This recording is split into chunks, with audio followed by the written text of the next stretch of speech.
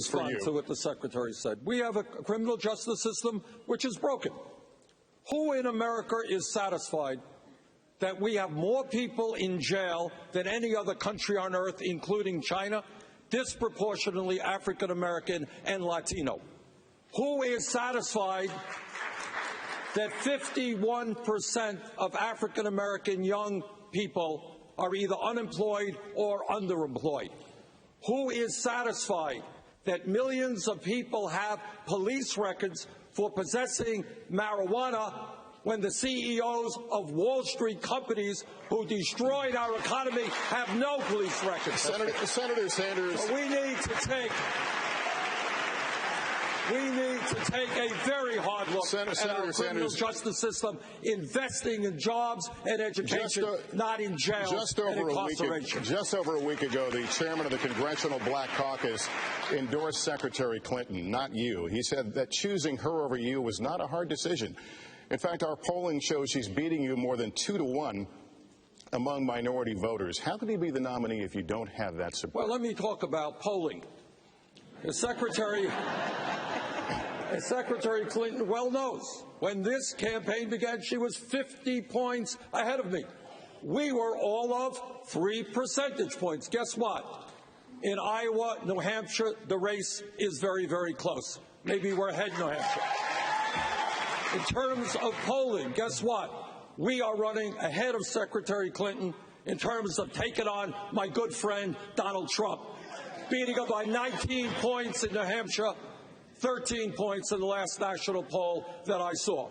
To answer your question, when the African American community becomes familiar with my congressional record and with our agenda and with our views on the economy and criminal justice, just as the general population has become more supportive, so will the African American community, so will the Latino community. We have the momentum. We're on a path toward victory. Google's, actually, Governor, I'm going to come to you in a second, but Google searches for the words Black Lives Matter surpassed civil rights movement last year. And here in South Carolina, Black Lives Matter was the #1 trending political issue. Governor O'Malley, you've campaigned on your record as governor of Maryland and before that the mayor of Baltimore. Last year, of course, Baltimore was rocked by violent unrest in the wake of the death of Freddie Gray. And right from the start of your campaign, you've been dogged by those who blame your tough-on-crime, so-called zero-tolerance policies as mayor for contributing to that unrest. What responsibility do you bear? Yeah, let's talk about this. When I ran for mayor in 1999, Lester, it was not because our city was doing well. It was because we were burying over 300 young, poor black men every single year. And that's why I ran, because, yes, Black Lives Matter. And we did a number of things. We weren't able to make our city immune from setbacks, as the Freddie Gray unrest and tragic death showed. But we were able to save a lot of lives, doing things that actually work to improve police and community relations. The truth of the matter is we created a civilian review board, and many of these things are in the new agenda for criminal justice reform that I put forward. We created a civilian review board, gave them their own detectives. We required the reporting of discourtesy, use of excessive force, lethal force.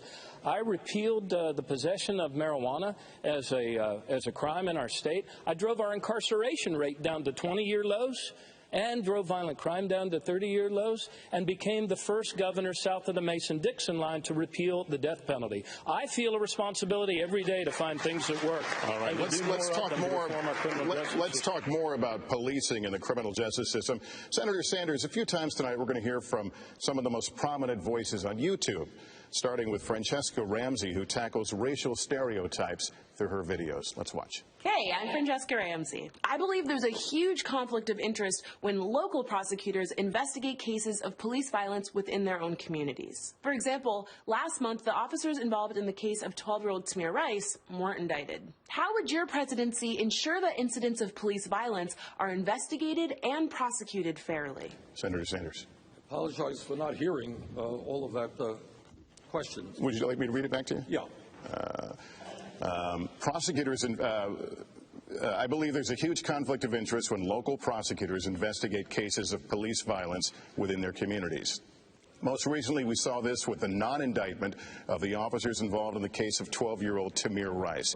How would your presidency ensure incidents of police violence are investigated and prosecuted fairly? This is a responsibility for the U.S. Justice Department to get involved. Whenever anybody in this country is killed while in police custody, this should automatically trigger a U.S. Attorney General's investigation. Second of all, and I speak as a mayor who worked very closely and well with police officers, the vast majority of whom are honest, hardworking people trying to do a difficult job. But let us be clear. If a police officer breaks the law, like any public official, that officer must be held accountable.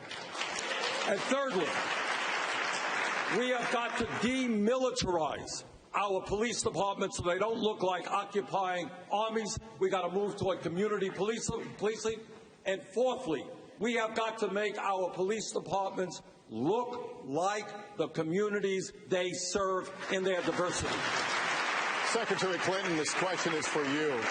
Tonight, parts of America are in the grip of a deadly heroin epidemic, spanning race and class, hitting small towns and cities alike. It's become a major issue in this race. In a lot of places where you've been campaigning, despite an estimated $1 trillion spent, many say the war on drugs has failed. So what would you do?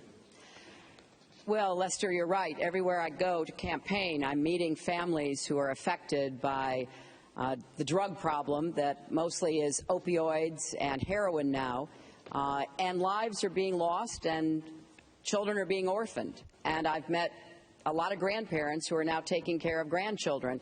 So I have tried to come out with a comprehensive approach that, number one, does tell the states that we will work with you from the federal government, putting more money, about $1 billion a year, to help states have a different approach to dealing with this epidemic. The policing needs to change. Police officers must be equipped with the antidote to a heroin overdose or an opioid overdose, known as Narcan. They should be able to administer it, so should firefighters and others. We have to move away from treating the use of drugs as a crime and instead move it to where it belongs, as a health issue. And we need to divert more people from the criminal justice system into drug courts, into treatment and recovery. And that's time. So this is the kind of approach that we should take in dealing with what is now a growing epidemic. Senator Sanders, would you like to respond? Sure. I agree with everything the Secretary said, but let me just add this. There is a responsibility on the part of the pharmaceutical industry and the drug companies who are producing all of these drugs and not looking at the consequence of it. And second of all, when we talk about addiction being a disease, the Secretary is right. What that means is we need a revolution in this country in terms of mental health treatment. People should be able to get the treatment that they need when they need it, not 2 months from now, which is why I believe in universal health care with mental health. Time. We're going to get into all that coming up, but we're going to take a break. We need to take a break, and when we come back, the anger brewing in America.